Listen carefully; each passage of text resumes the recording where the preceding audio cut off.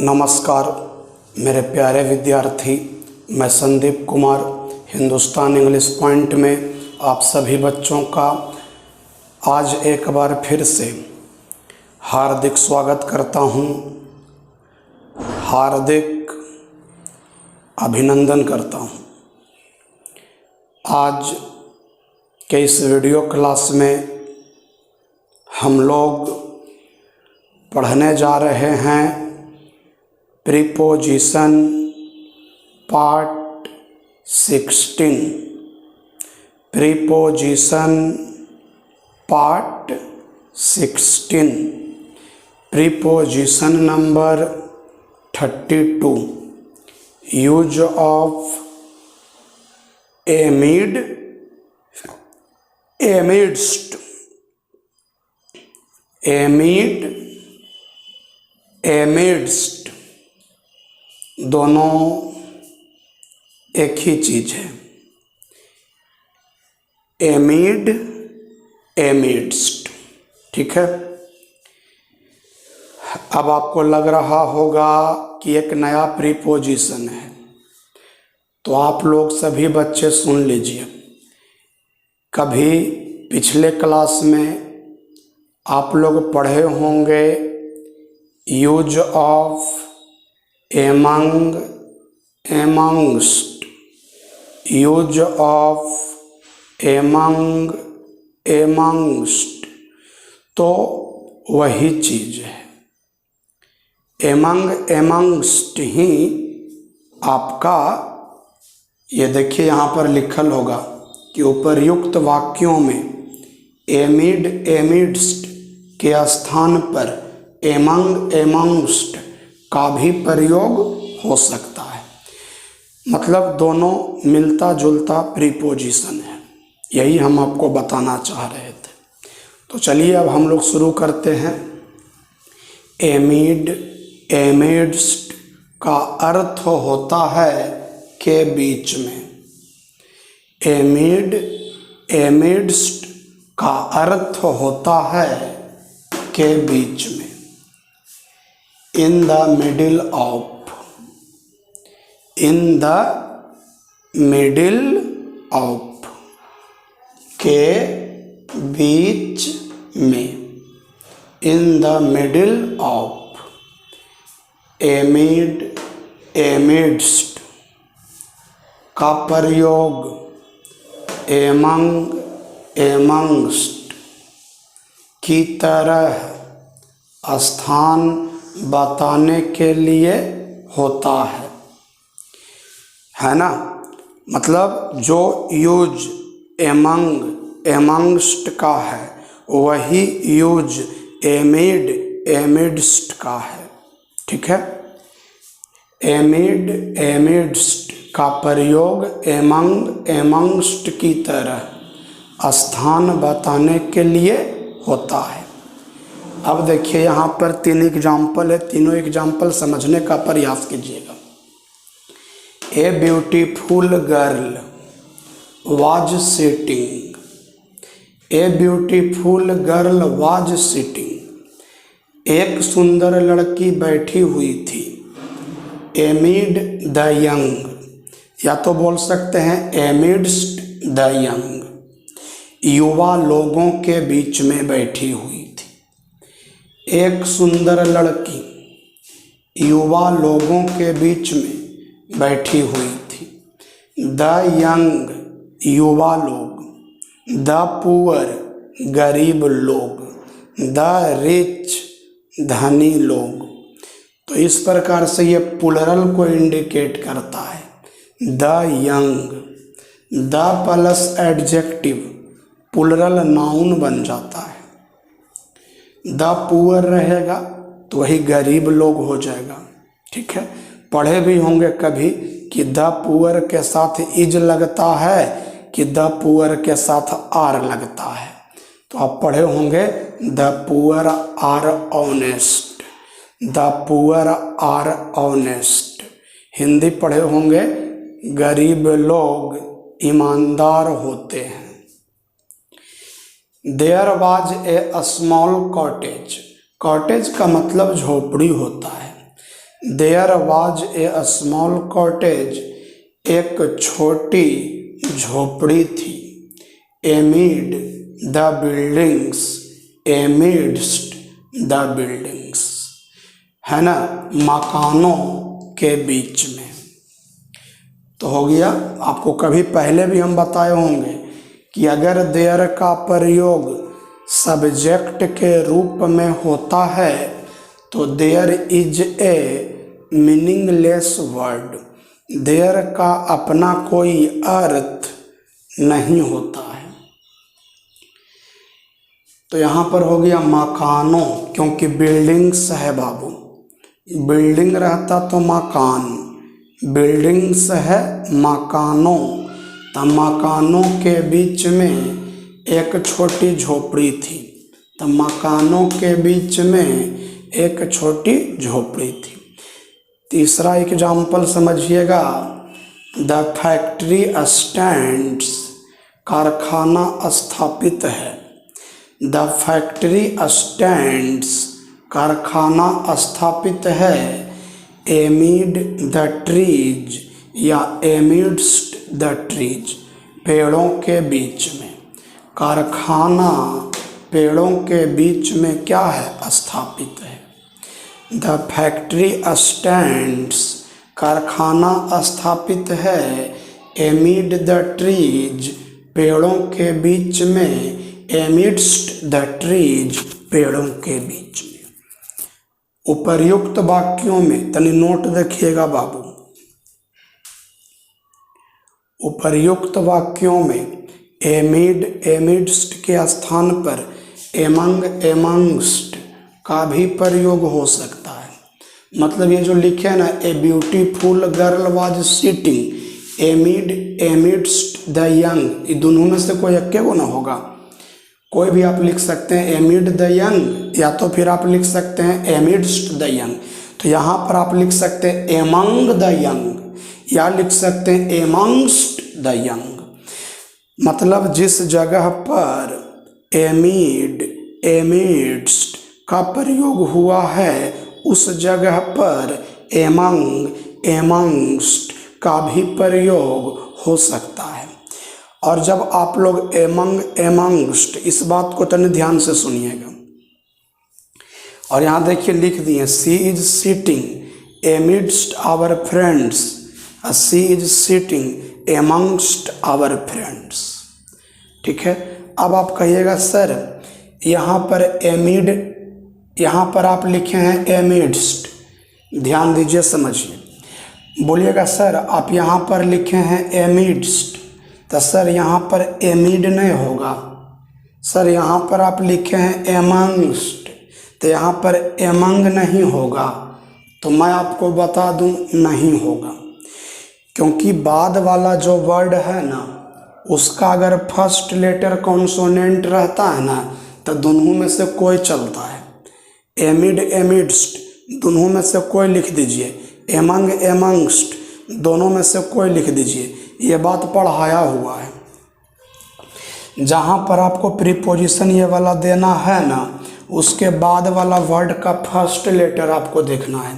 तो अगर बाद वाला वर्ड और उसका फर्स्ट लेटर अगर वॉवेल है, बाद वाला वर्ड और उसका फर्स्ट लेटर अगर वॉवेल है, तो अगर वॉवेल है तो ये एसटी वाला होगा, मतलब एमिडस्ट होगा, एमंगस्ट होगा।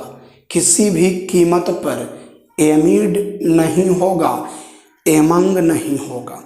और यहाँ पर देखिए बाद वाला वर्ड, यहाँ द है, यहाँ भी द है, यहाँ भी द है, और फर्स्ट लेटर आपका टी है और टी आपका कॉन्सोनेंट है।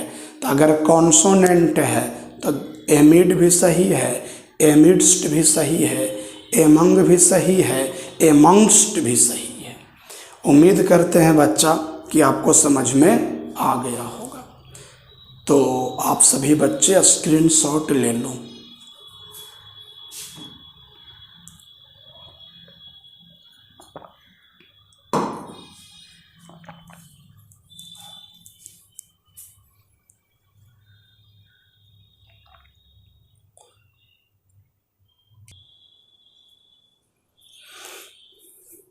चलिए अब दूसरा नोट देखिएगा बच्चा।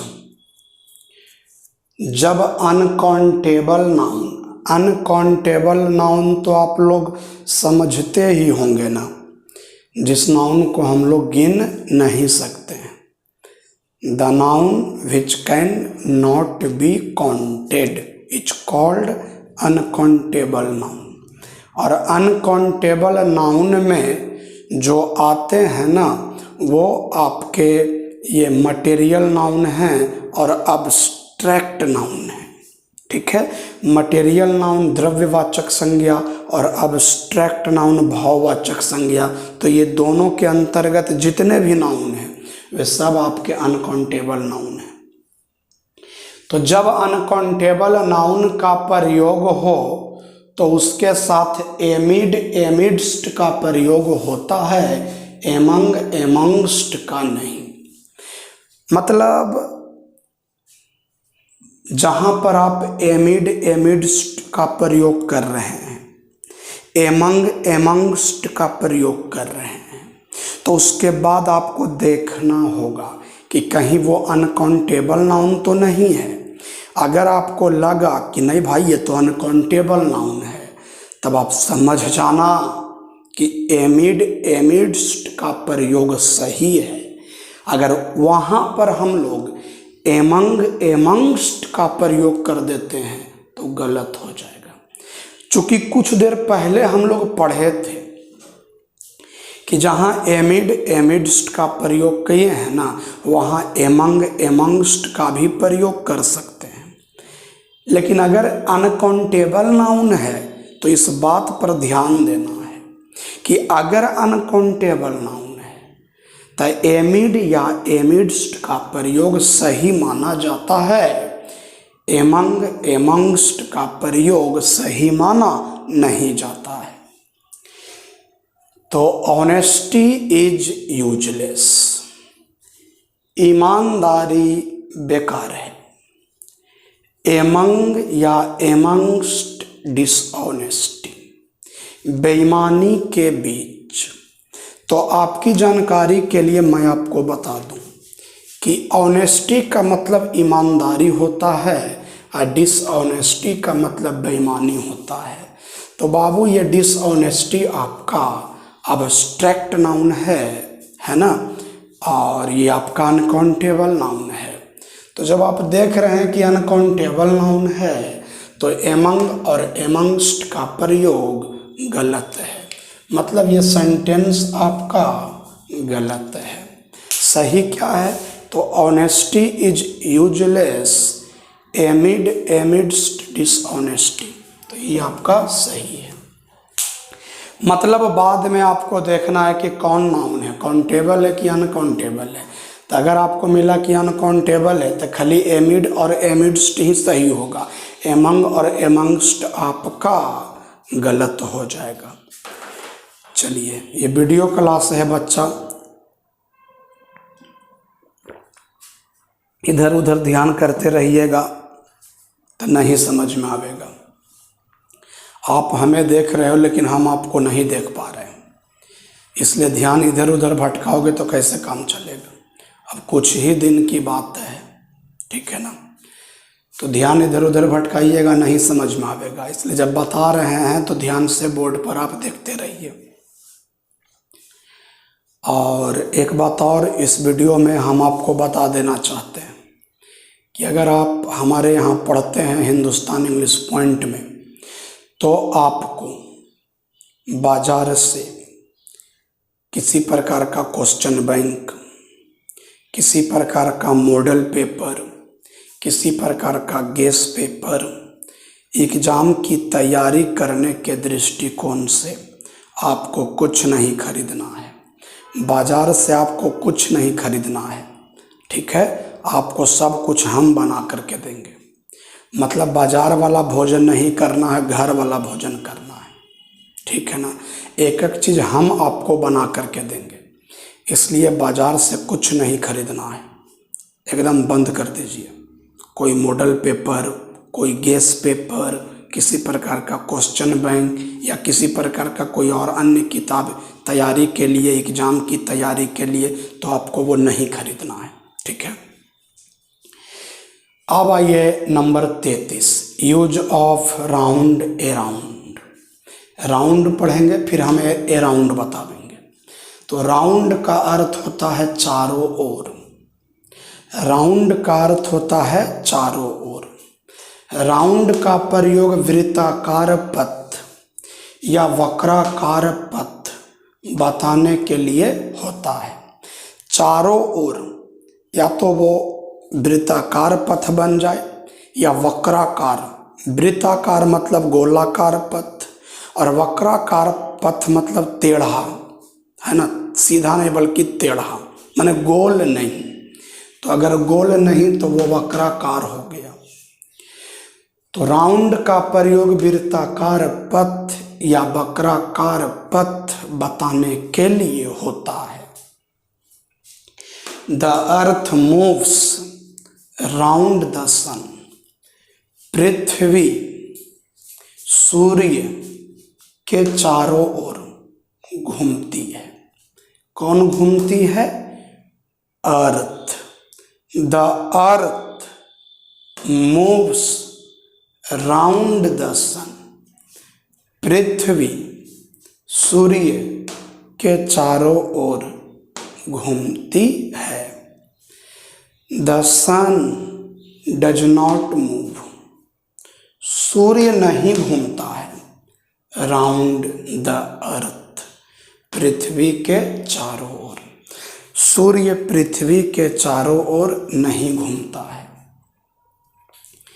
दे आर सिटिंग, वे लोग बैठे हुए हैं। राउंड द टेबल, टेबल के चारों ओर। वे लोग टेबल के चारों ओर बैठे हुए हैं। दे आर सिटिंग, वे लोग बैठे हुए हैं। राउंड द टेबल, टेबल के चारों ओर। ही वॉकड, वह टहला, वह घूमा, वह चला। राउंड द बस, बस के चारों ओर। And looked at the damaged parts, और खराब अंग को देखा। और बस का जो भी डैमेज पार्ट था, क्षतिग्रस्त भाग था, उसको देखा। तो चलिए बच्चा, अब आप लोग स्क्रीनशॉट ले लो।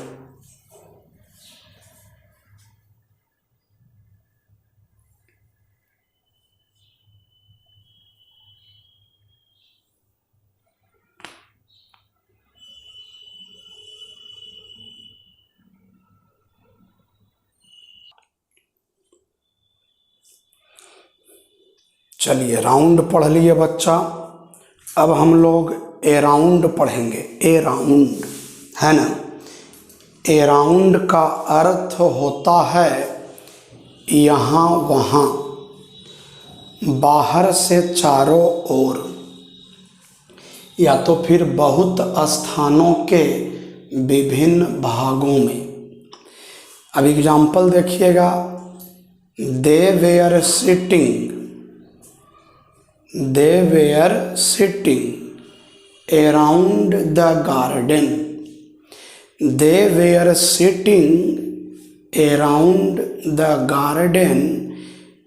वे लोग बगीचे के विभिन्न भागों में बैठे हुए थे। वे लोग बगीचे के विभिन्न भागों में बैठे हुए थे। स्टॉप वॉकिंग अराउंड, यहाँ वहाँ घूमना बंद करो। स्टॉप वॉकिंग अराउंड, यहाँ वहाँ घूमना बंद करो। एंड स्टार्ट सम बिजनेस, और कोई व्यापार शुरू करो। एंड स्टार्ट सम बिजनेस, और कोई व्यापार शुरू करो या कुछ व्यापार शुरू करो। और लास्ट है अप्रॉक्सीमेटली। अप्रॉक्सीमेटली अप्रॉक्सीमेटली का मतलब लगभग, अप्रॉक्सीमेटली का मतलब लगभग के अर्थ में अराउंड या एबाउट का प्रयोग होता है, राउंड का नहीं। मतलब लगभग, वहाँ पर आप अराउंड लिख सकते हैं, एबाउट लिख सकते हैं, लेकिन राउंड नहीं लिख सकते हैं। जैसे there are around 60 students in the class, या बोल सकते हैं there are about 60 students in the class. मतलब वर्ग में लगभग 60 विद्यार्थी हैं, वर्ग में लगभग 60 विद्यार्थी हैं। आप अराउंड लिख सकते हैं, आप अबाउट भी लिख सकते हैं। प्लीज कम हेयर, कृपया यहाँ आओ। अराउंड 4 o'clock या अबाउट 4 o'clock, लगभग 4 बजे। कृपया यहाँ लगभग 4 बजे आओ। कृपया यहाँ लगभग 4 बजे आओ। प्लीज कम हेयर, कृपया यहाँ आओ। अराउंड 4 o'clock, अबाउट 4 o'clock, लगभग 4 बजे। चलो बाबू स्क्रीनशॉट ले लो।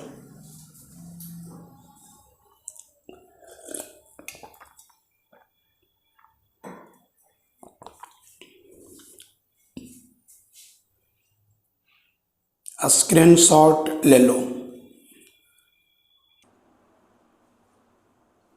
अब पढ़ेंगे use of below, BELOW,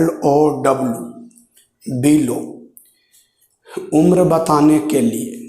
below का प्रयोग उम्र बताने के लिए से नीचे के अर्थ में होता है, से नीचे, उम्र बताने के लिए। पंकज इज बिलो 30, पंकज 30 वर्ष से नीचे है, से नीचे के अर्थ में होता है। Pankaj is below 30। My father is below 70, मेरे पिताजी 70 वर्ष से नीचे हैं। बिलो का प्रयोग आय बताने के लिए से कम के अर्थ में होता है। आय, आमदनी, से कम के अर्थ में होता है। हर income is below 20,000 a month, उसकी आय 20,000 रुपये प्रति माह से कम है। उसकी आय 20,000 रुपये प्रति माह से कम है। His income is below 5,000 A month, उसकी आय 5,000 रुपये प्रति माह से कम है।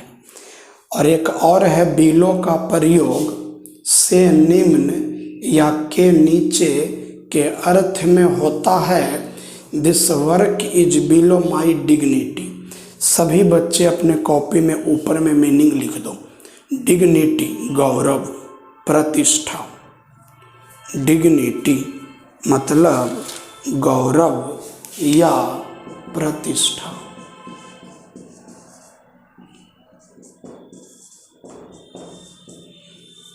यह काम मेरे गौरव या मेरी प्रतिष्ठा से नीचे है। यह काम मेरे गौरव या मेरी प्रतिष्ठा के नीचे है, से नीचे है। चलिए स्क्रीनशॉट ले लीजिए। बिलो समाप्त हो गया। अब हम लोग अंडर पढ़ेंगे, यूज ऑफ अंडर। अब हम लोग यूज ऑफ अंडर पढ़ेंगे। स्क्रीनशॉट ले लो।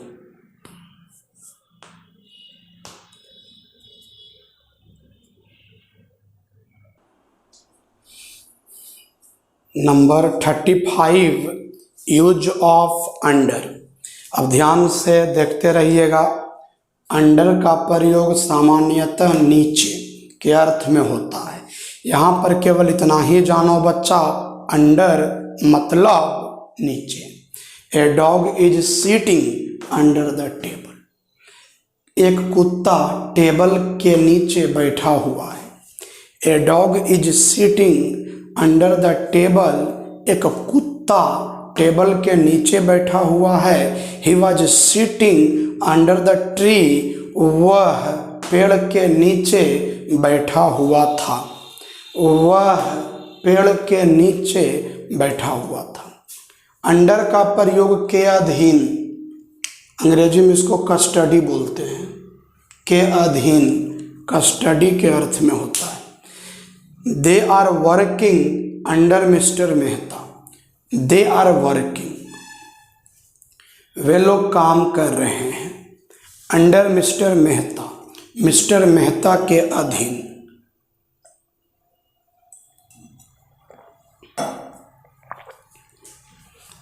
दे आर वर्किंग, वे लोग काम कर रहे हैं। Under mister Mehta, mister Mehta के अधीन। A writer is under the publisher. एक लेखक पब्लिशर के अधीन है। प्रकाशक, पब्लिशर प्रकाशक, प्रकाशन पब्लिशर के अधीन है जो किसी के द्वारा लिखे हुए किताब या मैगजीन को प्रकाशित करता है ना, वो प्रकाशक। एडमिनिस्ट्रेशन आप लिख सकते हैं। एडमिनिस्ट्रेशन का मतलब प्रशासन। एडमिनिस्ट्रेशन का मतलब हिंदी हो गया प्रशासन। तो administration is under the government. जो प्रशासन है ना वो सरकार के अधीन है। प्रशासन सरकार के अधीन है। यूज ऑफ बीनिथ, तो अंडर में और बीनिथ में बाबू कोई अंतर नहीं है। जहाँ अंडर का प्रयोग हुआ है वहाँ बीनिथ का प्रयोग हो सकता है। He was sitting बीनिथ the tree, है ना, पेड़ के नीचे बैठा हुआ था। अंडर और बीनिथ का प्रयोग बिना किसी अंतर के होता है। चलिए हो गया। तो इस प्रकार से आज का वीडियो समाप्त। मिलेंगे अगले वीडियो में अगले प्रीपोजिशन के साथ। तब तक के लिए नमस्कार। स्क्रीनशॉट ले लो।